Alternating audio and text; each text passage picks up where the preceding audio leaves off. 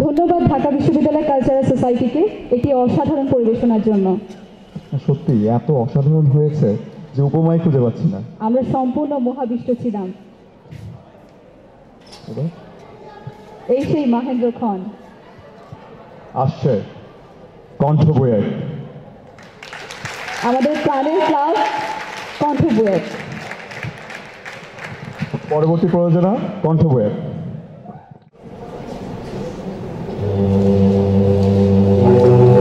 আলো জ্বলে উঠল কেন? অন্ধকারই তো ভালো ছিল। অন্ধকার মানে আড়াল, আড়াল মানে নিস্তার।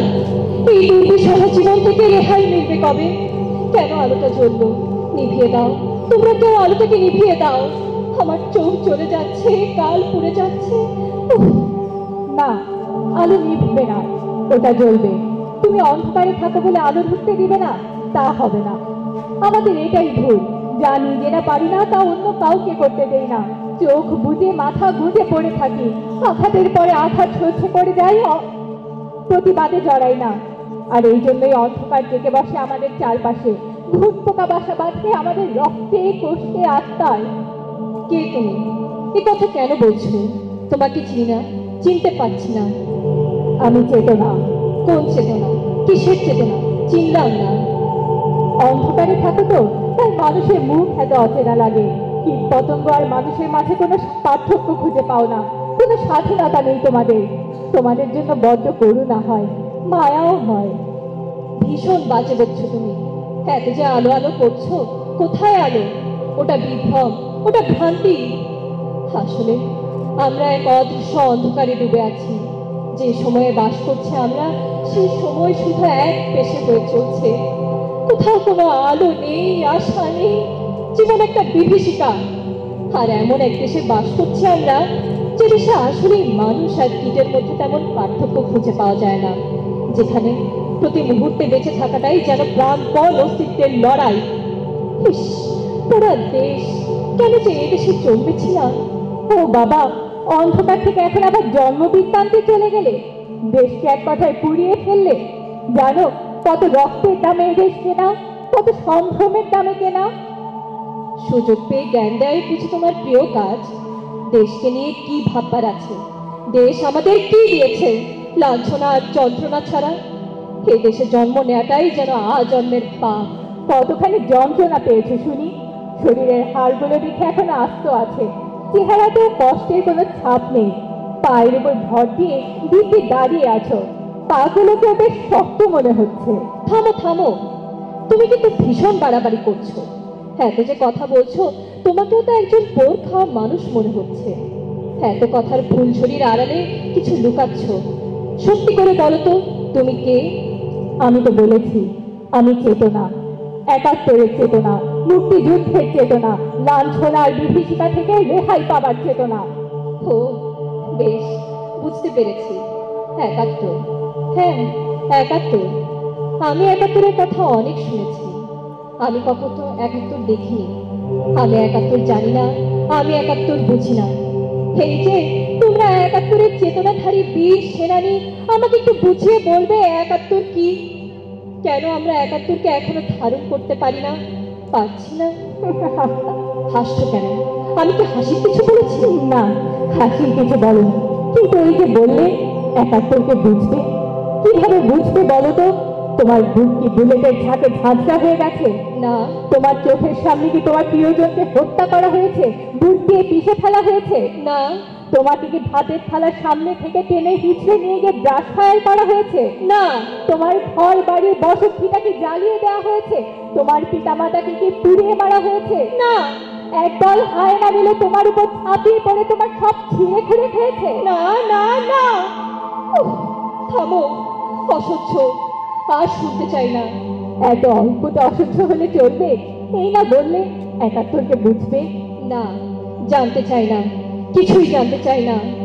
আমি শুধু জানি এই দেশের কোটি মানুষ এখনো অনাহারে মরে। আমি শুধু জানি এই দেশের সীমান্তে ফেলানিদের লাশ এখনো উল্টো হয়ে চলে।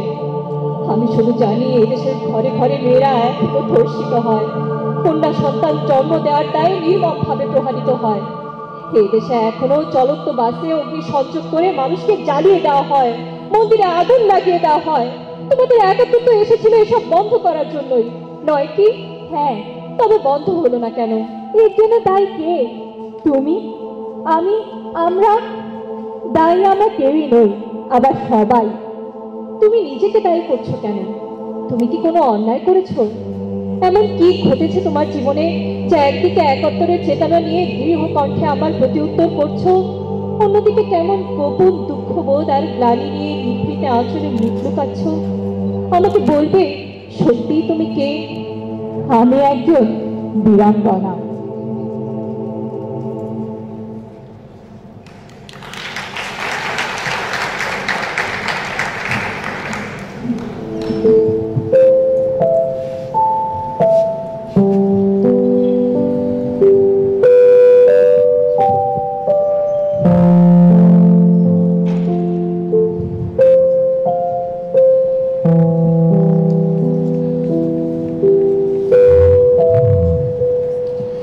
Urdu and Urdu shall be the only state language of Pakistan.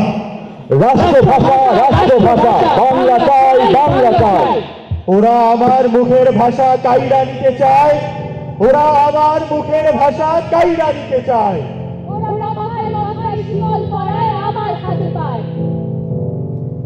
আমি তখন খুব ছোট, সাল 1952।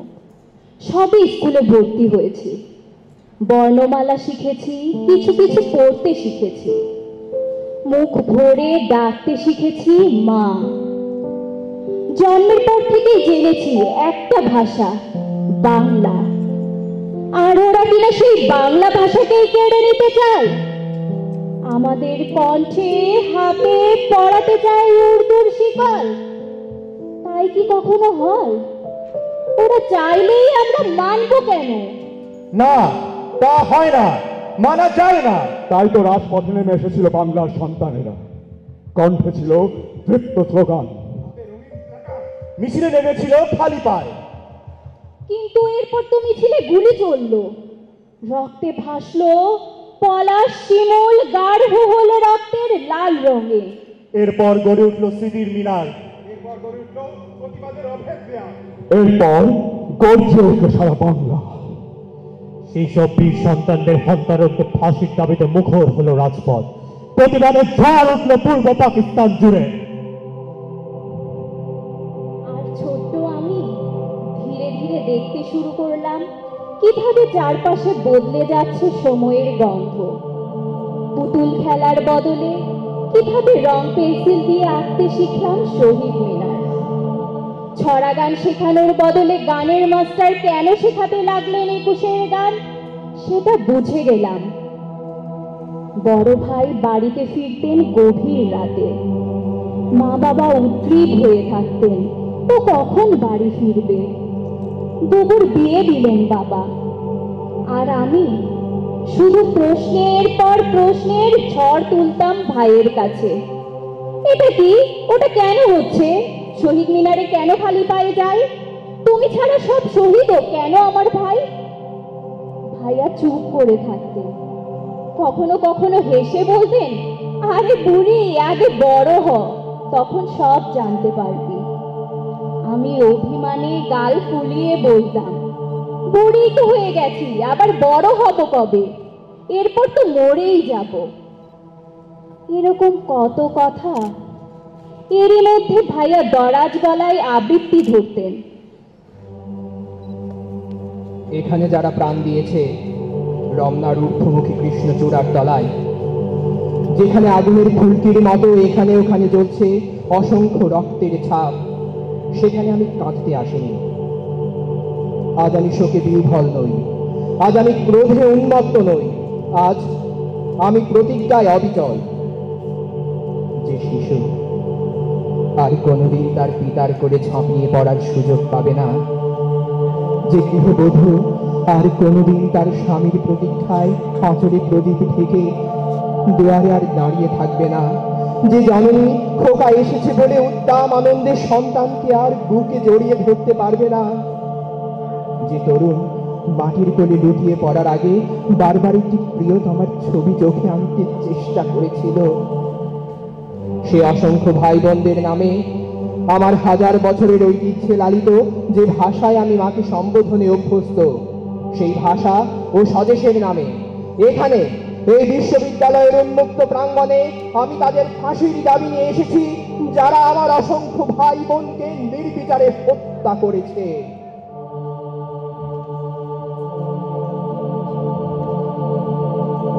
ওরা আমাদের ভাষাকে দাবিয়ে রাখতে পারেনি, ওরা আমাদের কণ্ঠকে রোধ করতে পারেনি। আমরা বাংলায় কথা বলেছি, আমরা বাংলায় প্রতিবাদ করেছি, আমরা রাষ্ট্রভাষার মর্যাদা অক্ষুণ্ণ রেখেছি। স্মৃতির মিনারের বেদিতে শহীদদের শ্রদ্ধায় অর্পণ করেছি সহস্র ফুল।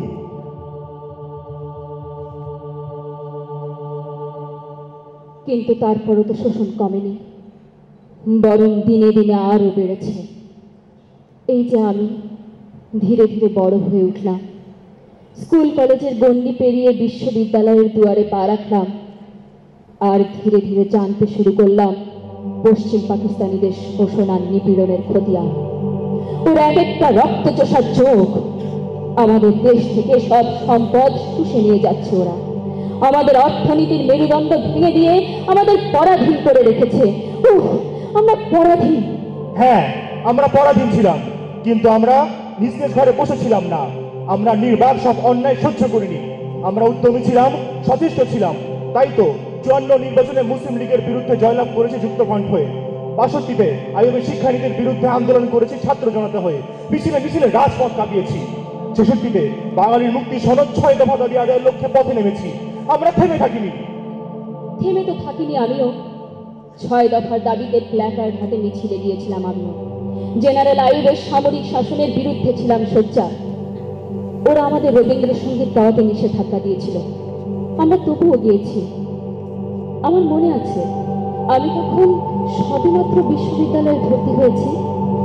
ক্যাম্পাসে সেদিন ছিল রবীন্দ্র জয়ন্তী উদযাপন, কিন্তু প্রকাশ্যে কোনো সাংস্কৃতিক অনুষ্ঠানে রবীন্দ্রসঙ্গীত করা নিষেধ। তারপর আমরা ছোট্ট মঞ্চ সাজাই, হারমোনিয়াম, তবলা আর মন্দিরা হাতে মঞ্চে আসলো শিক্ষার্থীরা। গান চললো একের পর এক। ছোটবেলা থেকে গান শিখেছি। বেশ কয়েকজন সিনিয়র আপু ভাইয়ার পর আমি উঠলাম মঞ্চে। বুক দূরে দূরে কাঁপছিল।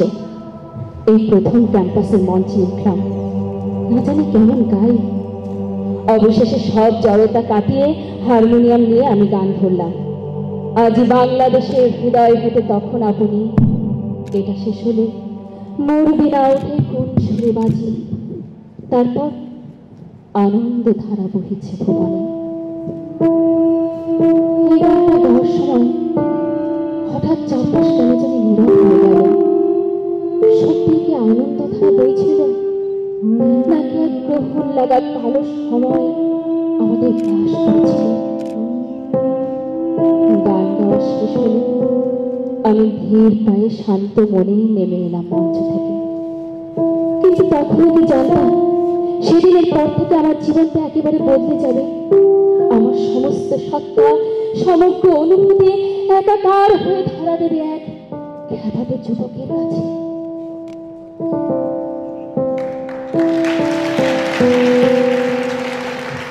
এই যে শুনছেন, আমাকে বলছেন? আপনি ছাড়া চারপাশে তো শুধু কটা শালি দৌড়ি করছে। আমি দেখলে ওরা কিছু সারা দিবে। হাসছেন যে? আমি কি হাসির কিছু বলেছি? না, মোটেই হাসির কিছু বলেননি। তবে দেখুন, আপনি ডাকার পর শালিগুলো কিন্তু চুপচাপ দাঁড়িয়ে গেছে। ওরা বোধ হয় আপনার কথা শুনতে চায়। যাই হোক, কেন পেছন থেকে ডাকলেন বলুন? দুঃখিত, এভাবে পিছু ডাকা উচিত হয়নি। কিন্তু কি করব বলুন ম্যাডাম, সেদিন রবীন্দ্র জয়ন্তীতে আপনার বেশ কয়েকটা গান শুনলাম। কণ্ঠটা ভীষণ ভালো লেগেছে, তাই আপনার সাথে কথা বলার লোভ সামলাতে পারিনি। বাহ, তাই নাকি? তো কোথায় ছিলেন? আপনাকে তো দেখিনি। কেমন লেগেছে গান? দাঁড়ান দাঁড়ান, একসাথে এতগুলো প্রশ্নের উত্তর দেবার প্রস্তুতি নিয়ে সামনে দাঁড়াইনি যে। আমার তো এখন গলা শুকিয়ে যাচ্ছে। চলুন ক্যাফেতে যাই, চা খেতে খেতে প্রশ্নের উত্তর দিই। আশ্চর্য, কি অদ্ভুত আপনি! এমন কি জিজ্ঞাসা করলাম যে আপনার গলা শুকিয়ে যাবে? আর ভালো মতো চিনলামই না, এখনই চা খাওয়ার প্রস্তাব দিয়ে বসলেন। ভয় পাচ্ছেন বুঝি? এরপর যদি প্রেমের প্রস্তাব দিয়ে বসি? ছি, ছি, ছি, এই ভেবে বলিনি। আপনি আমার গান শুনেছেন, আমার সাথে কথা বলতে এসেছেন, তাতেই আমি আপ্লুত। কিন্তু সেদিন আমার প্রথম অনুষ্ঠান ছিল, তাই বেশ নার্ভাস ছিলাম। আজ হঠাৎ একজন এসে আমার কণ্ঠের প্রশংসা করছে, আমার সাথে চা খেতে চাইছে, তাই একটু অস্বস্তি বোধ করছি। আপনার পরিচয়টা তো পেলাম না, এখানেই পড়ছেন? বুঝতে পেরেছি। খানিকটা ইনার্শিয়া আর ইনফিউরিটি কমপ্লেক্স। একদিকে নিজের প্রশংসা শুনতে চাচ্ছেন, আবার লজ্জাও পাচ্ছেন। এবার কি পরিচয়টা পেতে পারি না? অরুণ অরুণ চক্রবর্তী, বয়স 21, ইকোনমিক্স থার্ড ইয়ার, ঢাকা বিশ্ববিদ্যালয়। বাবার নাম অজয় চক্রবর্তী, মা মিনতি চক্রবর্তী। অরুণদা? চেনেন নাকি এই নামে কাউকে? ছি, আমাকে লজ্জায় ফেলতে এসেছেন বুঝি? বিশ্ববিদ্যালয়ে ভর্তির পর থেকেই তো শুনছি একটা নাম, ছাত্র ইউনিয়নের তুখোর নেতা অরুণ চক্রবর্তী। সেদিন মিছিলেও গেলাম আপনার নির্দেশে, শুধু নামটা শুনে আসছি, মানুষটাকে দেখা হয়নি, আজ দেখলাম। ধন্য করেছেন আমাকে। এখন ম্যাডাম, আমরা কি চা খেতে যেতে পারি? আমার গলা কিন্তু এতক্ষণে শুকিয়ে সাহারা, এরপর গ্যালন গ্যালন চা পানি ঢাললেও ওতে ঘাসও গজাবে না। আমাকে আপনি করে কেন বলছেন? তুমি করে ডাকুন। আমি উষা। জানি ওর সাথেই হয় অরুণোদয়। কি বললেন? না কিছু না, এত গল্প করেছি, আর কিছু বলতে চাই না। আজ শুধু শুনবো, চলো।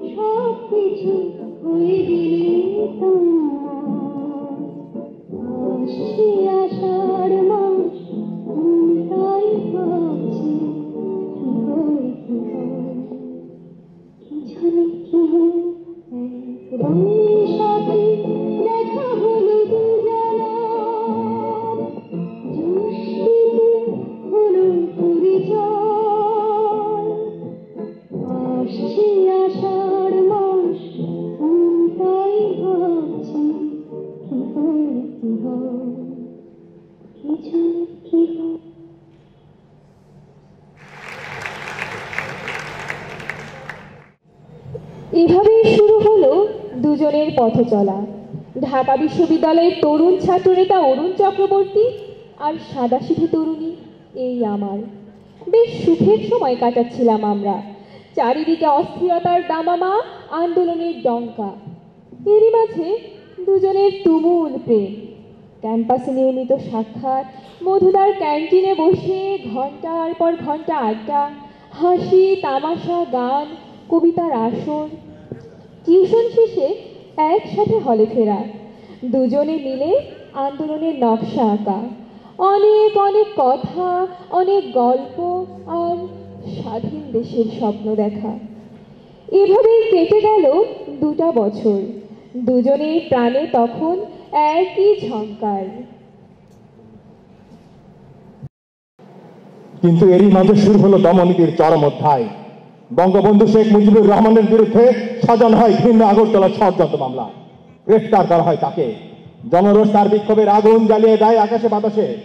অত্যাচারী আইয়ুব খানের গদির টালমাটাল হয়ে যায়। বাংলার মানুষ স্বৈরাচারী শাসক আইয়ুব খানের 1 দশকের দমন পীড়নের বিরুদ্ধে সোচ্চার হয়ে ওঠে।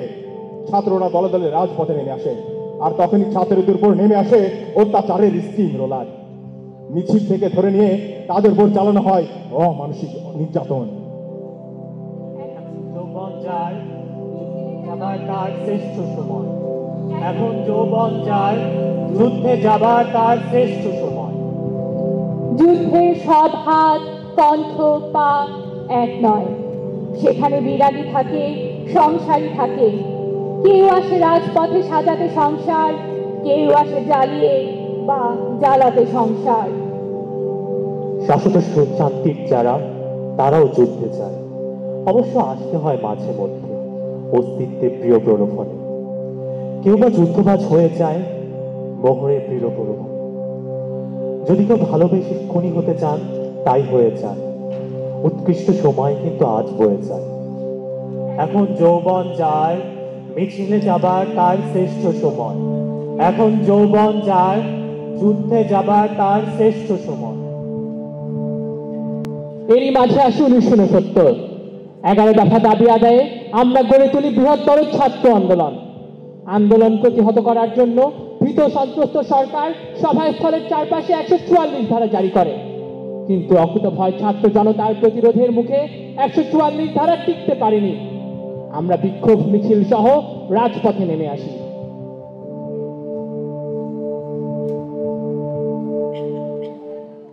আছে 20 জানুয়ারি 1969। 144 ধারা ভঙ্গ করে অরুণ আর আমি হাতে হাত রেখে নেমে পড়ি মিছিলে। আসাদ ছিল অরুণের ঘনিষ্ঠ বন্ধু, সংগ্রামী বৃত্ত কণ্ঠস্বর, তুখোর ছাত্র নেতা। ওর ভরাট কণ্ঠের স্লোগানে তেতিয়ে উঠল মাঘ মাসের শীতল বাতাস। ও ছিল মিছিলের সামনের সারিতে। আমরা ধীর পায়ে স্লোগান দিতে দিতে এগোচ্ছিলাম। হঠাৎ মিছিলে গুলি, চারপাশ নীরব। আমি শুধু শুনলাম একটা গুলির শব্দ। এরপর বুঝতে পারলাম অরুণের হাত আমার হাতের মুঠি থেকে সরে যাচ্ছে। চারিদিকে হুড়োহুড়ি, অন্ধকার। কার গুলি লাগলো? বুকে গুলি লাগলো কার? তাকিয়ে দেখি খানিক দূরে রাস্তার উপরে আসাদ পড়ে আছে, নিথর, রক্তে ভেসে যাচ্ছে পিচ। আর অরুণ ওকে পাঁজা কোলা করে ওঠানোর চেষ্টা করছে। তারপর আমার দৃষ্টি খোলাতে হয়ে আসে। আমার আর কিছুই মনে পড়ে না।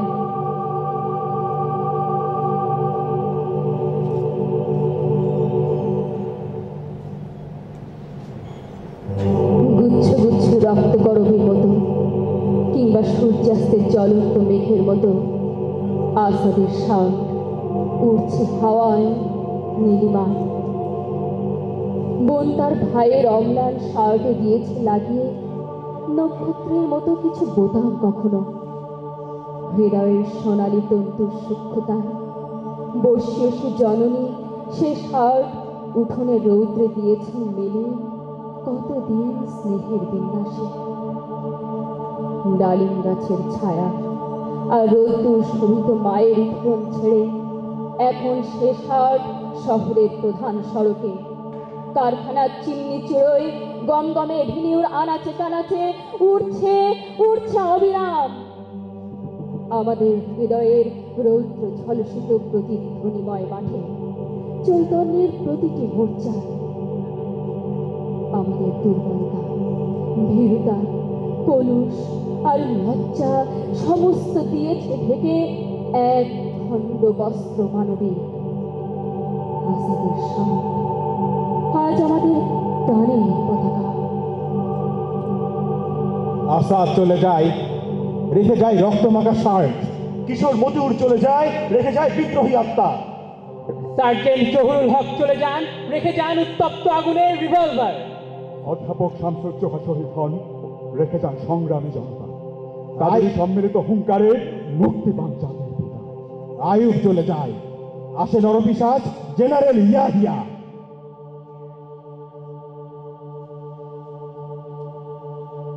রক্ত চোখের আগুন মেখে ঝলসে যাওয়া আমার বছরগুলো আজকে যখন হাতের মুঠোয় কণ্ঠনালীর খুন পিয়াসী ছুরি, কাজ কি তবে আগলে রেখে বুকের কাছে কেউটে সাপের ছাবি? আমার হাতেই নিলাম আমার নির্ভরতার চাবি। তুমি আমার আকাশ থেকে সরাও তোমার ছায়া, তুমি বাংলা ছাড়ো। অনেক মাপের অনেক জুতোর দামি, তোমার হাতে দিয়েছি ফুল হৃদয় সুরক্ষিত। সে ফুল খুঁজে পায়নি তোমার চিত্তরসের ছোঁয়া, পেয়েছে শুধু কঠিন জুতোর তলা। আজকে যখন তাদের স্মৃতি অসম্মানের বিষে তিক্ত প্রাণে সাপদ নখের জ্বালা, কাজ কি চোখের প্রসন্নতায় লুকিয়ে রেখে বেঁধে রক্ত হাসি? আমার কাঁধে নিলাম তুলে আমার যত বোঝা, তুমি আমার বাতাস থেকে মোছো তোমার ধুলো, তুমি বাংলা ছাড়ো। একাগ্রতার স্বপ্ন বিনিময় মেঘ চেয়েছি ভিজিয়ে নিতে যখন পোড়া মাটি, বারে বারে তোমার খরা আমার খেতে বসিয়ে গেছে খাটে। আমার প্রীতি তোমার প্রতারণা, যোগ বিয়োগে মিলিয়ে নিলে তোমার লাভের জটিল অঙ্কগুলো আমার কেবল হাড় জুড়লো হতশ্বাসের ধুলো।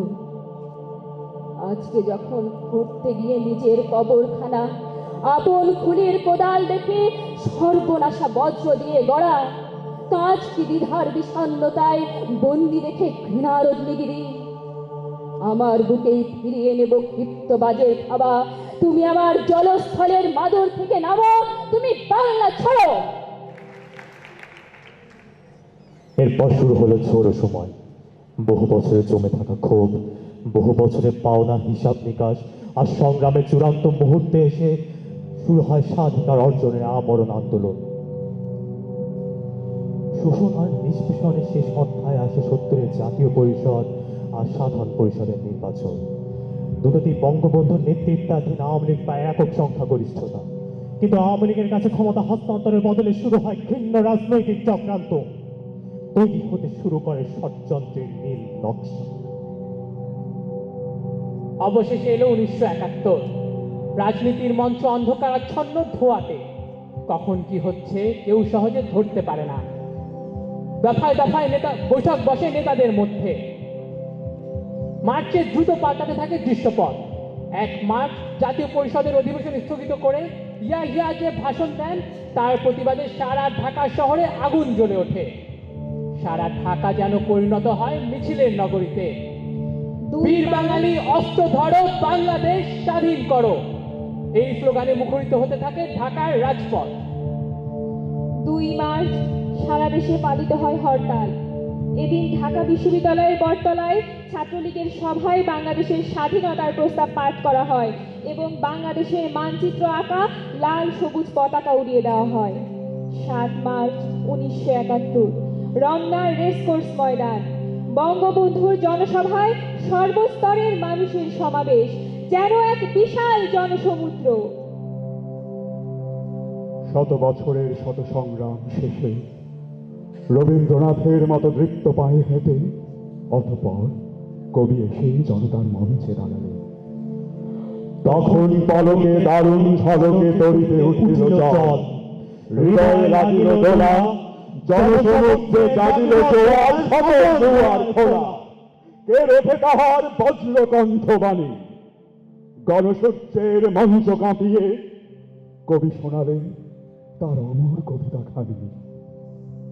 এবারের সংগ্রাম আমাদের মুক্তির সংগ্রাম, এবারের সংগ্রাম স্বাধীনতার সংগ্রাম।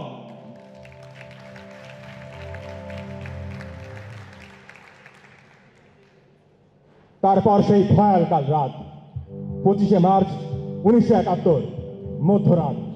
অন্ধকারে ওত পেতে থাকা শত্রুর সাজোয়া ট্যাঙ্ক, মর্টার, কামান একসাথে গর্জে ওঠে নিরস্ত্র ঘুমন্ত নিরীহ বাঙালির ওপর। শুরু হয় অপারেশন সার্চ লাইট। নির্বিচারে চলে বাঙালি নিধন। ছাত্রাবাস পুলিশ লাইন গুঁড়ো করে দেয়। গণহত্যা, ধর্ষণ, লুট আর অগ্নিসংযোগের এক অভূতপূর্ব রেকর্ড করে পাক হানাদার বাহিনী। ঢাকা শহর যেন এক ভুতুরে বদ্ধভূমি। অবশেষে 26 মার্চ ভোরে ঘোষণা করা হয় বাংলাদেশের স্বাধীনতা। পুনরায় গ্রেফতার হন জাতির পিতা।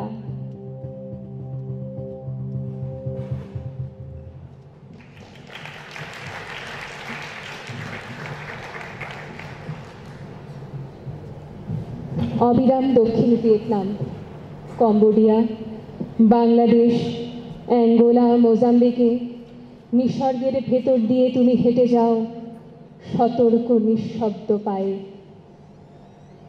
বাতাসের নিঃশ্বাসের মধ্যে তোমাদের চলাচল। আফ্রিকার, এশিয়ার নিসর্গে তুমি এক নতুন বর্ষা, নতুন বৃক্ষ, নতুন ফুল, দিগন্তে নতুন মাস্তুল। পিতৃপুরুষের চিত্রিত দণ্ড, দাও দাও নাপামের মধ্যে তুমি হেঁটে যাও একা উদ্যত। জনশূন্য জনপদে উজ্জ্বল এক চিতা।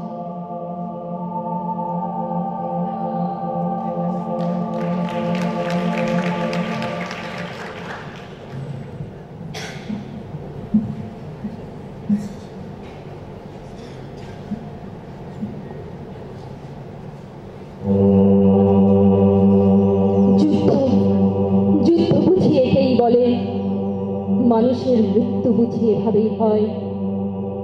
পিঁপড়ের মতো, কীট পতঙ্গের মতো।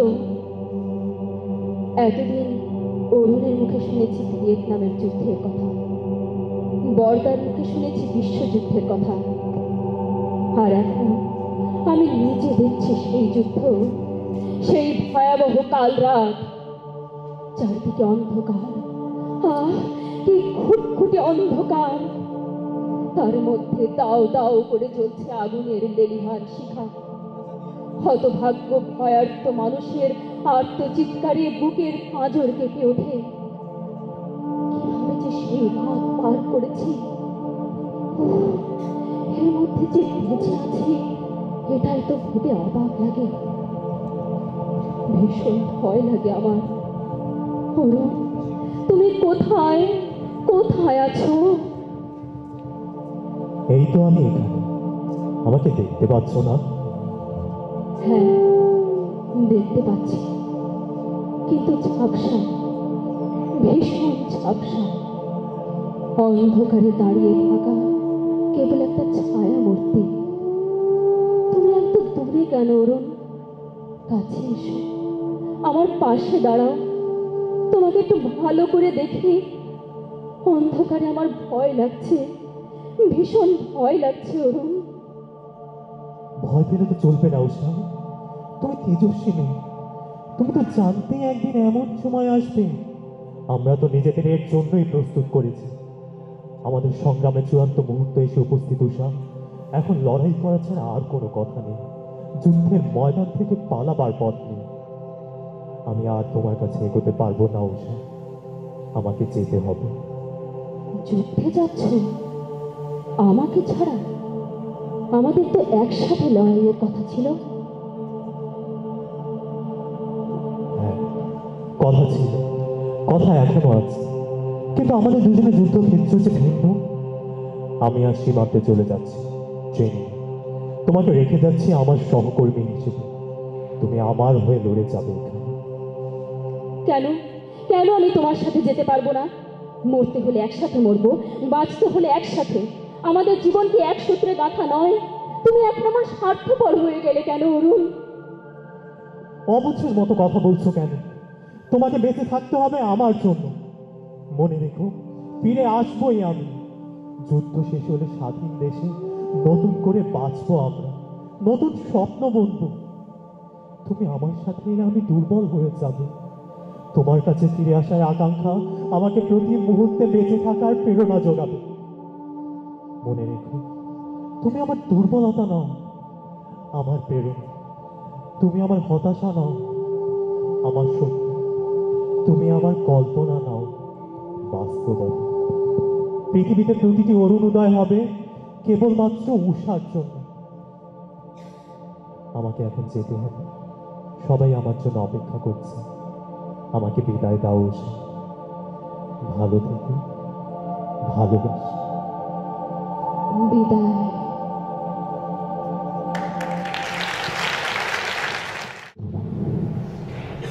তোমাকে এই সম্বোধন কোনোদিন ডাকা হয়নি। আজ ভীষণ ডাকতে ইচ্ছে হলো, তাই দেখলাম। তোমাকে বিদায় দেওয়ার 2 মাস পর আজ প্রথম সুযোগ পেলাম চিঠি লেখা। এখন মাঝরাত, বাইরে ঝুম বৃষ্টি হচ্ছে, সতীর্থরা ঘনিয়ে গেছে, তাই কোটির আলো কোনোতে আঘাত করে দিচ্ছি। আগুনের শিখায় কাঁপা কাঁপা অক্ষরে আছে, তুমি যেন আমার সামনে এসে দাঁড়িয়ে আছো। কি অদ্ভুত অনুভূতি হচ্ছে জানো? তোমার কাছে এটাই আমার প্রথম চিঠি নয়। এর আগে কতবার লিখেছি তোমাকে, কত প্রেমপত্র, কত আবেগে এলোমেলো কথা, আসন্ন সংকটের কথা। অথচ কখনো ভাবিনি সত্যিকার সংকটের মুখোমুখি হয়ে তোমার থেকে বহু মাইল দূরে কোনো অজানা জনপদের যুদ্ধ ঘাঁটি থেকে তোমাকে লিখতে হবে। তুমি কেমন আছো? নিরাপদে আছো তো? আমার জন্য খুব কি দুশ্চিন্তা হয়? বিশেষ খুব মনে করে আছো আমার উপর? কেন তোমাকে ফেলে দিলাম? কেন কোনো খোঁজ নিয়ে না তোদের? সুযোগ নেবে না সবসময়। নিরাপত্তার স্বার্থে সতর্ক থাকতে হচ্ছে, কেউ যেন আমার অবস্থান জেনে না যায়। গেরিলা যুদ্ধে নিয়মিত তাই। আমি কেমন আছি জানতে চেও না, এখনো বেঁচে আছি, এটাই সবচেয়ে বড় সংবাদ। তোমাকে মনে পড়ে প্রতি মুহূর্তে,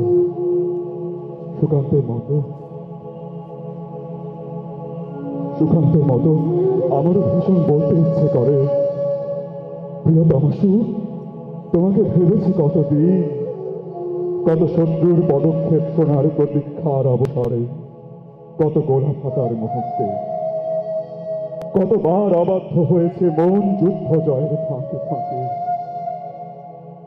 কতবার হৃদয় জ্বলেছে অনুশোচনার অঙ্গারে তোমার আর আমার ভাবনায়।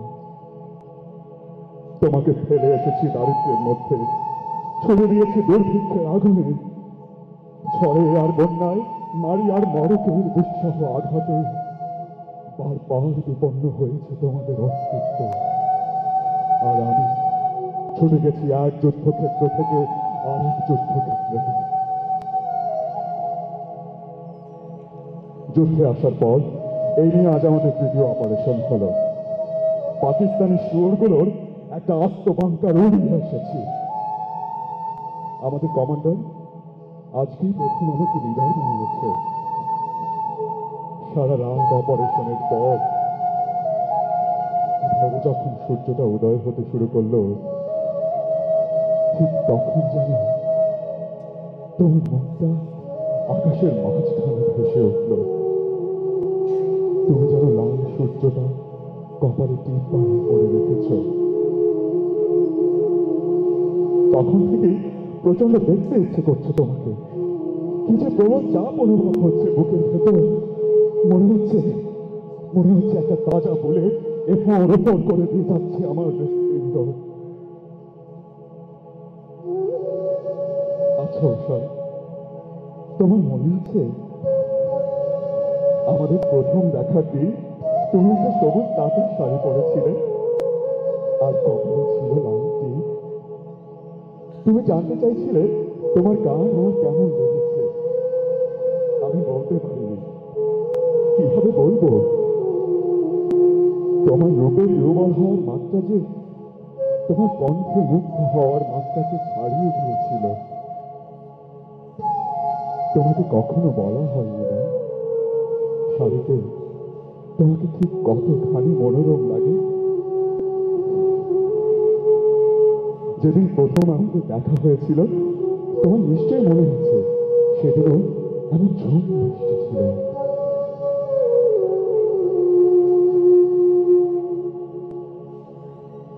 আমি ভেবেছিলাম আমি হাত রাখলে তুমি হাতটা সরিয়ে দেবে, অথচ আমাকে অবাক করে দিয়ে আরো শক্ত করে বেঁধে নিলে হাতটা আমার মুঠোতে।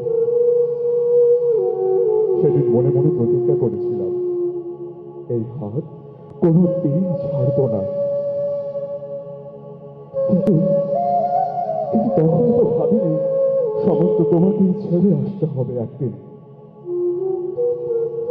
আমি কবে তোমাকে স্পর্শ করতে পারবো? প্রতি মুহূর্তে জীবন হাতে রেখে বেঁচে আছি। প্রতিটা সেকেন্ড পার করে ভাবছি আসছে সেকেন্ডে বাঁচবো তো। জীবন তুমি তোলা চলে কেন জানি তোমার সাথে ঘর বাঁধার স্বপ্ন দেখতে ইচ্ছে করছে। এই যে ভীষণ বিলাসিতা, তাই না?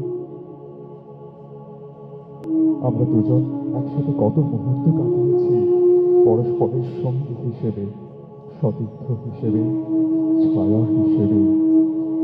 অথচ আজ অবাক হয়ে ভাবছি তোমাকে কখনো বলা হয়নি তুমি পাতাটি হবে বউ পাতা, আমি পাতাটি বল। আমরা না হয় উড়েই যাব উঠলে ঘূর্ণিঝড়। এমন ঘূর্ণি সময় শেষে যদি ফিরে আসি, তোমাকে কথা দিচ্ছি স্বাধীন দেশমাতৃকার নামে শপথ করে তোমার স্মৃতিতে পড়াবো রক্ত লাল সিঁদুর। আর কপালে থাকবে লাল টিপ, তোমার পরনে থাকবে সবুজ শাড়ি আর খোঁপায় রক্ত জমা।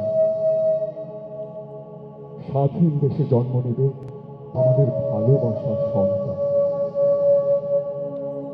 সেদিনের প্রতীক্ষায় বেঁচে থেকো তুমি ওষা, আর আমাকেও বাঁচিয়ে রেখো তোমার ভালোবাসায়।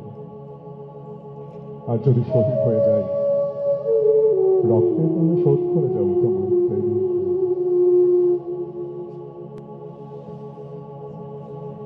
রাতটা শেষ, আরেকটা নতুন ভোর আসছে। এখন বিদায় জানাতে হবে। চিঠিটা পড়ার পর ছেড়ে ফেলো। ভালো থেকো যেভাবেই পারো। ভালোবাসি। এটি তোমার।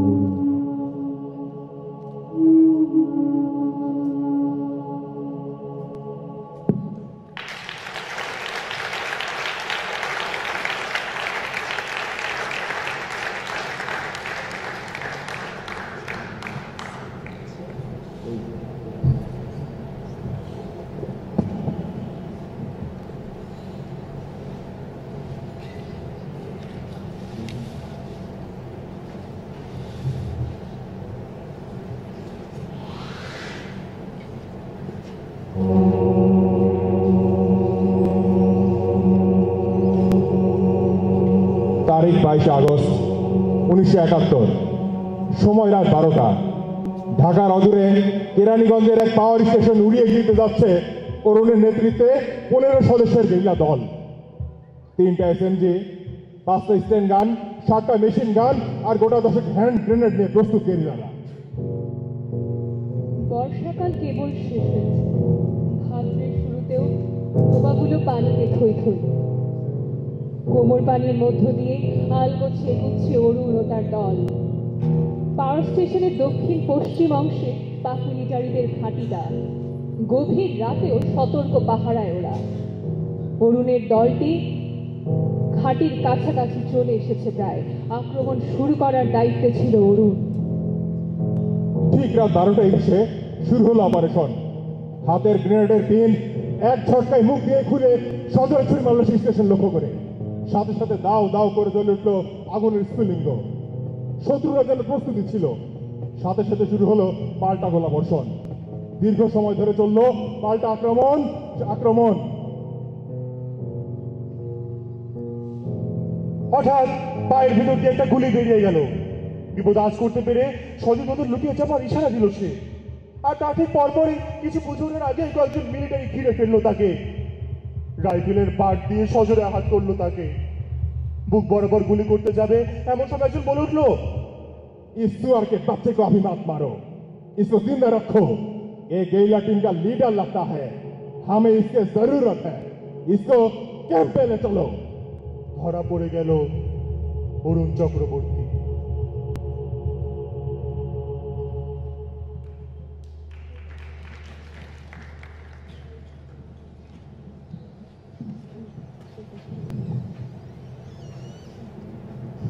তার চোখ বাঁধা হলো।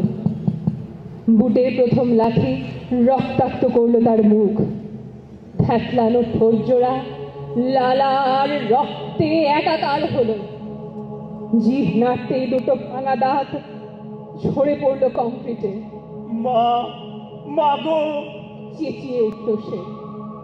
555 মার্কা আধ খাওয়া একটা সিগারেট প্রথমে স্পর্শ করলো তার বুক। পোড়া মাংসের উৎকট গন্ধ ছড়িয়ে পড়লো ঘরের বাতাসে। জ্বলন্ত সিগারেটের স্পর্শ তার দেহে টসটসে আঙুরের মতো ফোসকা তুলতে লাগলো। দ্বিতীয় লাঠিতে ধনুকের মতো বাঁকা হয়ে গেল দেহ। এবার সে চিৎকার করতে পারল না। তার দুটো হাত, মুষ্টিবদ্ধ যে হাত মিছিলে পতাকার মতো উড়েছে সক্রোধে। যে হাতে সে পোস্টার সেঁটেছে, বিলিয়েছে লিফলেট, লোহার হাতুড়ি দিয়ে সেই হাত ভাঙা হলো। সেই জীবন্ত হাত, জীবন্ত মানুষের হাত। তার 10টি আঙ্গুল, যে আঙ্গুলে সে ছুঁয়েছে তার মার বুক, পায়ের শরীর, প্রেয়সীর চিবুকের তিল। যে আঙুলে ছুঁয়েছে সে সাম্য মন্ত্রে দীক্ষিত সাথীর হাত। স্বপ্নবান হাতিয়ার বাটখারা দিয়ে সে আঙুল পেশা হলো। সেই জীবন্ত আঙুল মানুষের জীবন্ত উপমা। লোহার সাঁড়াশি দিয়ে একটি একটি করে উপড়ে নেওয়া হলো তার নির্দোষ নখগুলো। কি চমৎকার লাল রক্তের রং! সে এখন মৃত। তার শরীর ঘিরে থোকা থোকা কৃষ্ণচূড়ার মতো রক্ত, তাজা লাল রক্ত। তার ফ্যাকলানো একখানা হাত পড়ে আছে দেশের মানচিত্রের ওপর। আর সে হাত থেকে ঝরে পড়ছে রক্তের দুর্বিনীত লাভা।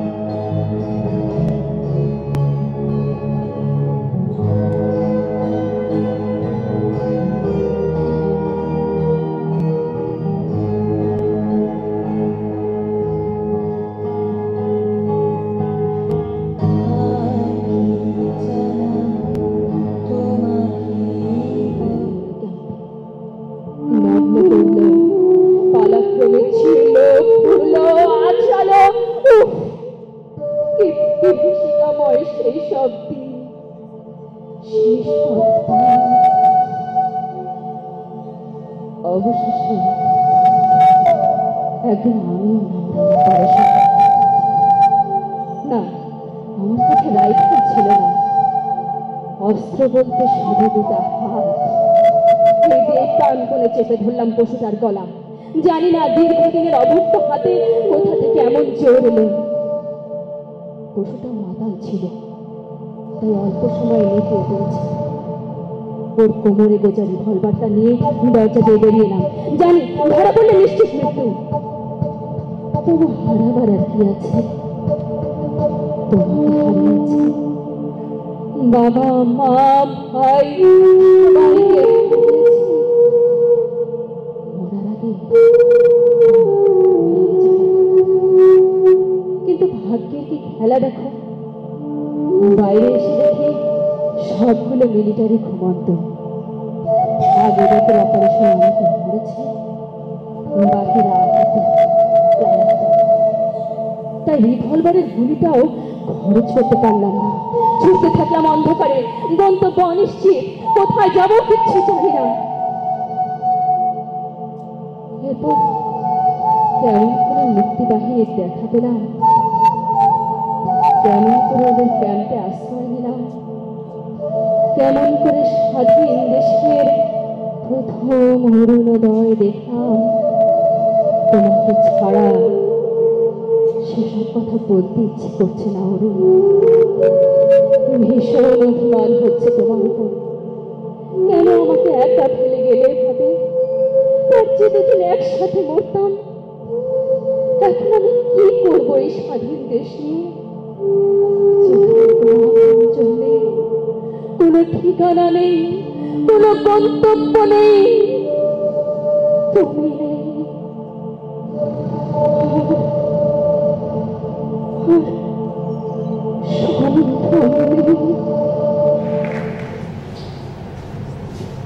আজও আমি বাতাসে লাশের গন্ধ পাই, আজও আমি মাটিতে মৃত্যু, নগ্ন নৃত্য দেখি।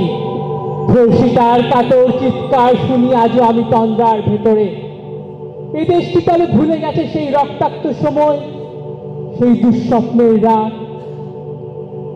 বাতাসে লাশের গন্ধ ভাসে, মাটিতে মিশে আছে রক্তের দাগ।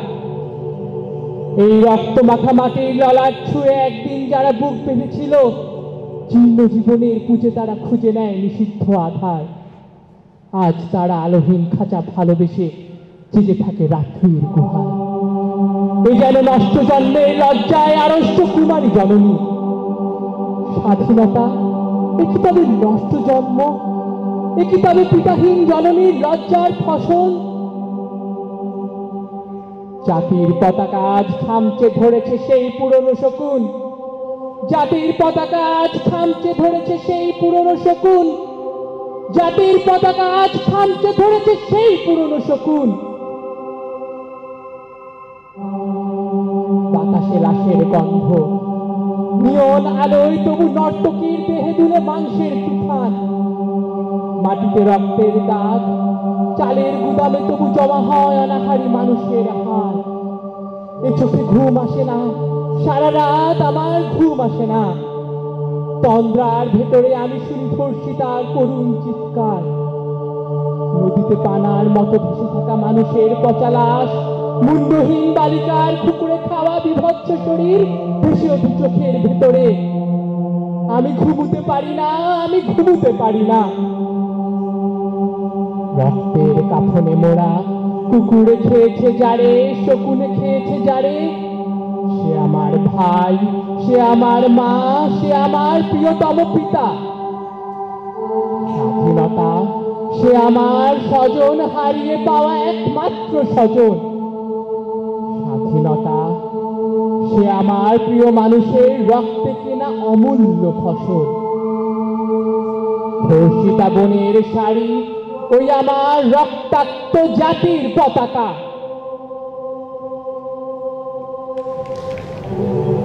কি আশ্চর্য! কি ভেবে অবাক হচ্ছ? একজন বীরাঙ্গনার সাথে কথা বলছো দেখে গ্লানি হচ্ছে, অপমানিত হচ্ছ। অপমান বলে আমাদের জীবনে কি কিছু আছে? তুমি আর আমি কি ভিন্ন? তোমার জীবনের কাহিনী শুনতে গিয়ে মনে হচ্ছিল যেন আমি উষা, আমি যেন আমার জীবনের প্রতিচ্ছবি দেখছি তোমার মুখে। তার মানে তুমিও একজন বীরাঙ্গনা? বীর আবার অঙ্গনা? এই নামটা তো শুধু ৭১-এর নির্যাতিত নারীদের জন্যই, তাই না? কিন্তু আমি তো ৭১-এর নই, আমি এই সময়ে। আমার জন্য কি একই উপমা প্রযোজ্য? তুমিও কি লাঞ্ছিত, নির্যাতিত? সারাটা জীবন ধরে তো শুধু লাঞ্ছনাই ভোগ করে গেলাম। তোমার মতো এত সৌভাগ্যবতী নই যে একজন বীর শহীদের বোন হব, শহীদের তৈতা হব, নিজ হাতে হানাদার পশুদের গলা টিপে হত্যা করব। তোমার মতো এত সৌভাগ্যবতী নই যে একটা স্বাধীন দেশে একটা আত্মপরিচয়, আত্মবিশ্বাস নিয়ে বাঁচব। কেন? কি হয়েছে তোমার জীবনে? আমাকে বলো। এতক্ষণ তো আমার জীবনের কাহিনী শুনলে, এবার না হয় তোমারটা শুনি। আমার কথা শুনে আর কি হবে?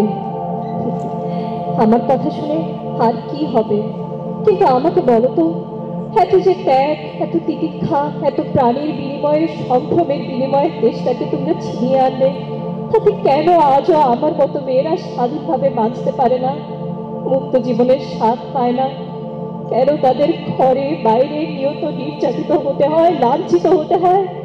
কেন তাদের স্বামীরা তাদের প্রেমিক না হয়ে হানাদারের মতো নিষ্ঠুর হয়ে যায়, প্রহারে প্রহারে হাড় মাংস থেতলে দেয়? অদ্ভুত, কি বলছো তুমি এসব?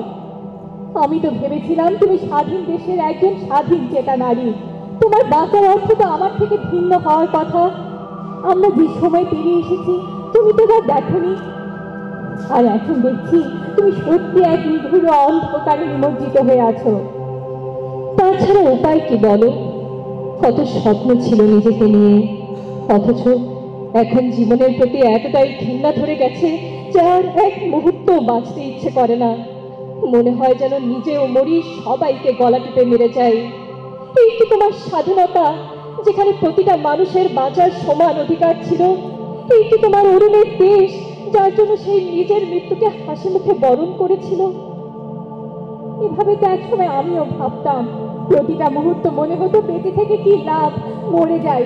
মৃত্যুই বোধহয় এই বিভীষিকাময় জীবন থেকে মুক্তি দিতে পারবে। কিন্তু এখন আর সেভাবে ভাবি না।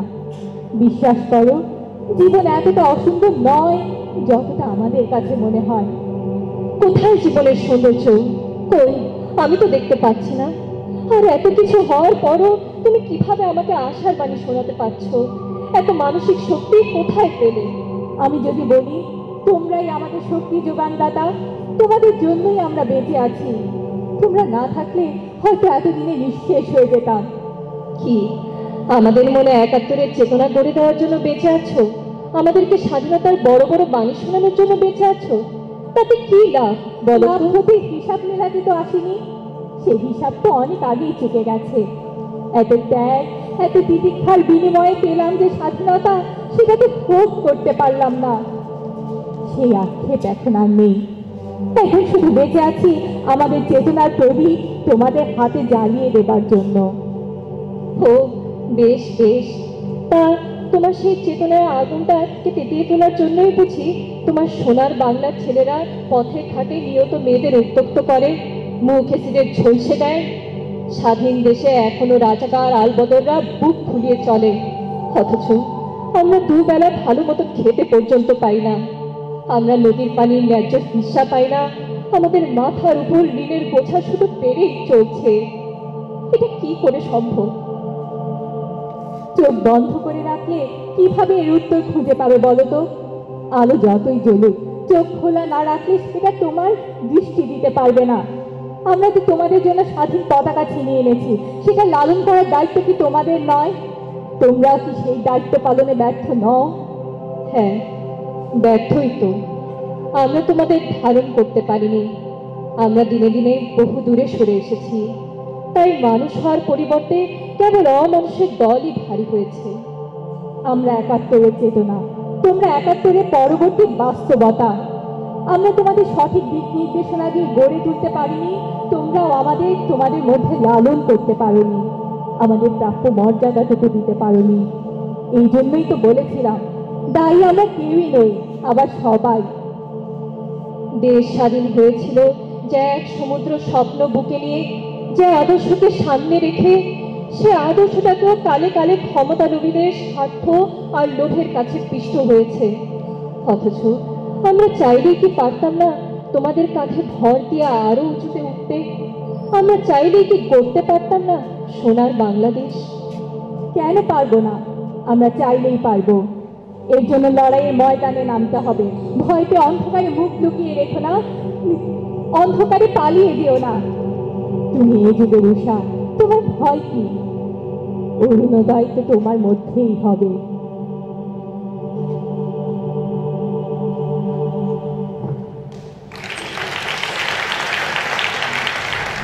মানুষেরা নাকি 1 সেকেন্ডে 4 ফুট হাঁটতে পারে সাধারণত। 12 কোটি মানুষ আমরা সবাই একসঙ্গে হাঁটলে মোট 48 কোটি ফুট, অর্থাৎ 16 কোটি গজ, অর্থাৎ 1 সেকেন্ডে প্রায় 90,910 মাইল এগিয়ে যেতে পারি। ইতোমধ্যে স্বাধীনতা পাওয়ার প্রায় 40 বছর পার হয়ে গেছে, অথচ আমরা একই জায়গায় একই বিন্দুতে দাঁড়িয়ে দাঁড়িয়ে দৌড়িয়ে মরছি, সবসময় এক বিন্দুও অগ্রসর হতে পারছি না। ইতোমধ্যে বঙ্গবন্ধুকে ভুলতে বসেছি, জয় বাংলা নামক তীব্র বজ্র নির্ঘোষ ভুলতে বসেছি, 7ই মার্চে অতন্ত্র স্বাধীনতার ডাক ভুলতে বসেছি, ভাসানীর আসসালামু আলাইকুম ভুলতে বসেছি, পাক সেনা, রাজাকার, আল বদর, আল শামসের অমানসিক অত্যাচারের কথা ভুলতে বসেছি, আমাদের মা বোনদের ধর্ষিত হবার কথা ভুলতে বসেছি, প্রতিটি বাঙালি মেয়েকে গর্ভবতী করে খাঁটি পাকিস্তানি সন্তানের জন্ম দেব, শুয়োরের বাচ্চাদের সেই রক্তে আগুন জ্বালানোর সব কথা ভুলতে বসেছি। আমরা মুক্তিযোদ্ধাদের কথা ভুলে গেছি, আমরা স্বাধীনতা যুদ্ধের কথা ভুলে গেছি। আসলে এত ভুলমন নিয়ে স্বাধীনতা রক্ষা করা যায় না। তাহলে স্বাধীনতাকে কিভাবে রক্ষা করা যায়? সেকেন্ডে মাত্র 4 ফুট খানিক এগিয়ে গেলেই একে রক্ষা করা যায়। আসুন স্বাধীনতা যুদ্ধকে বুকের মাঝখানে রেখে তার একসঙ্গে আমরা সবাই 1 সেকেন্ডে 4 ফুট পথ এগিয়ে যাই। বন্ধুগণ, 1 সেকেন্ডে মাত্র 4 ফুট, খুব বেশি কিছু নয়। ধন্যবাদ।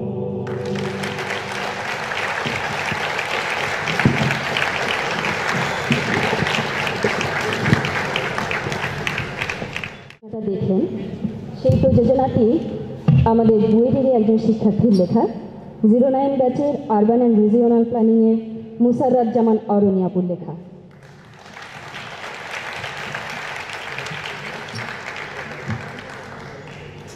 আর নির্দেশনা অরণ্যাপু দিয়েছেন। অরণ্যাপুর এই প্রযোজনাতে আমরা যে পারফর্ম করেছি তার মধ্যে খুব আনন্দের একটা বিষয় হচ্ছে অরণ্যাপুর মা এখানে উপস্থিত আছেন। তার জন্য আন্টিকে অসংখ্য ধন্যবাদ জানাই যে আন্টি এত কষ্ট করে এসেছেন। আন্টি একবার কি একটু মঞ্চে আসবেন?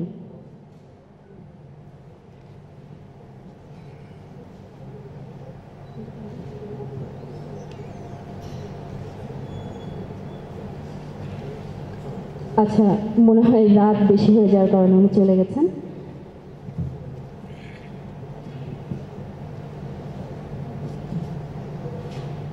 আমাদের এই প্রযোজনাটি দাঁড় করানোর পিছনে যারা কণ্ঠ বুয়েটের অন্তর্ভুক্ত নন, বেশ কয়েকজন খুব বিশেষভাবে আমাদেরকে সাহায্য করেছেন।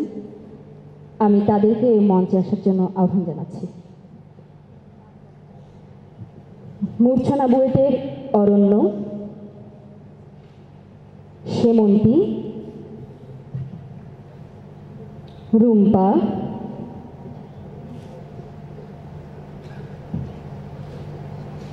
দীপ্ত,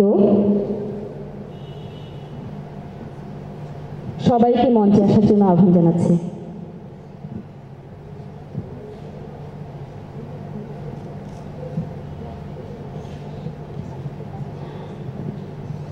এরই মাঝে শেষ হলো কণ্ঠ বুয়েটের প্রযোজনা এবং আন্তঃবিশ্ববিদ্যালয় আবৃত্তি উৎসব 2016। আরও একটি আনুষ্ঠানিকতা আছে, আমরা সমাপনী অনুষ্ঠানের দিকে এগোবো এখন।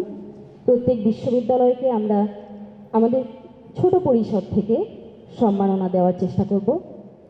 এবং এখানে আমরা প্রত্যেক পারফর্মারকে সার্টিফিকেট দেব এবং ক্লাবকে ক্রেস্ট দিয়ে সম্মাননা দেওয়ার চেষ্টা করব।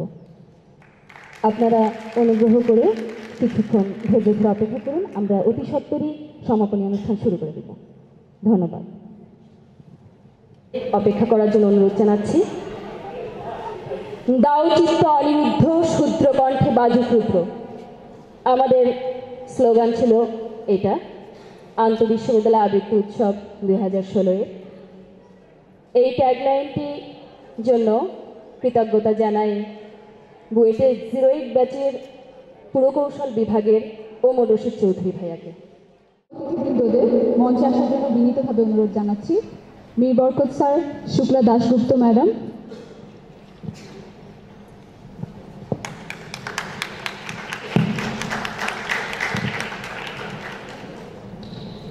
এবার আমাদের উদ্দেশ্যে কিছু বলার জন্য আমি মীর বরকত স্যারকে অনুরোধ জানাচ্ছি।